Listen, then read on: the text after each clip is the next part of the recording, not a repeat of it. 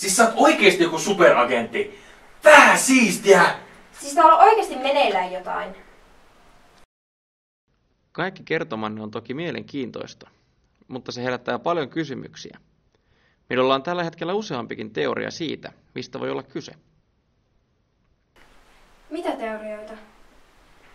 Minun täytyy ensin selvittää pari asiaa. Oletteko huomanneet, millaisia esineitä ei ole viety? Esimerkiksi yliopisto-omaisuutta. Totta. Kaikki tavarat on ollut yksittäisten ihmisten omaisuutta. Voi tietenkin olla, että yliopiston tavaroitakin on kadonnut, vaikka me tiedä sitä. Pitäisikö sitä sitten kysyä? Se onkin seuraava toimenpiteeni. Niin, eihän sellaisia tavaroita oleteta varastetuksi, jos luulee, että ne on vaan lainattu. Ja yliopistolla on hirveästi kamaa, jota voi vaan lainata. Niin kuin jalustimia ja kameroita ja mitä muuta niitä. Soittimia! Pianoluokkaan Mars!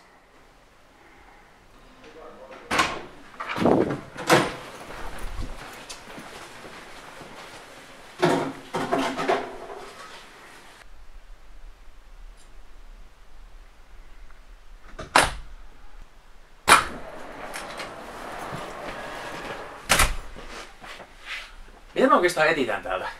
En mä tiedä, kato jos nää löyt jotakin outoa. Mutta kun ei täällä näy oikeastaan mitään. Paitsi... Ansa. Ihme. Me ollaan kyllä nyt oikean jäljellä, koska meitä ei olisi muuten tänne lukittu. Vähän pöliä. Mutta ehkä nää oot kuitenkin oikeassa. Se on totta. Mutta meidän täytyy päästä ulos täältä. Huidetaan tonne ulkopuolelle, jos joku tulisi auttaa meitä. Joo. Hei! Hei! Avaa ovi, avaa ovi, avaa ovi. Yes. No niin, mainiota, mainiota. Kas noin. Kävin kysymässä, onko yliopistolta kadonnut omaisuutta, ja olin tulossa kertomaan, kun joku juoksi täältä portaisiin. Hei, odottakaa!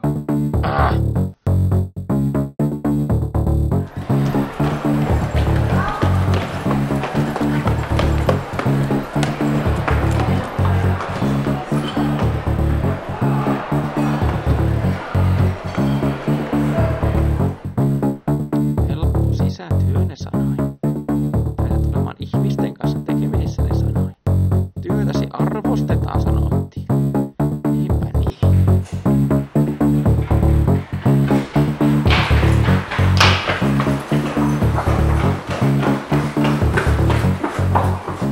Kolmantena jalkana juosta. Eihän tuo hyödytä yhtään mitään. Valo.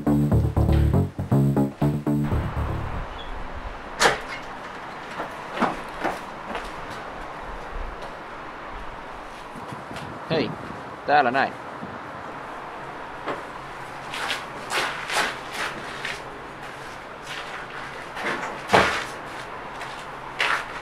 Ajattelin odottaa teitä täällä rauhassa.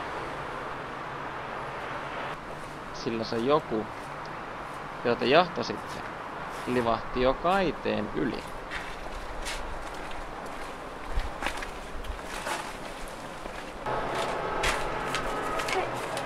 Mikä tää on? Hei, päässinpä. Et ikinä arvaa mikä tää on. Tää on se talvipäivien esite. Mutta kuinka talvipäivät liittyvät tähän kaikkeen? Ja kuka on tän takana? Ei, Tässä ei ole mitään järkeä. ei se voi olla. Ei siinä ole mitään järkeä.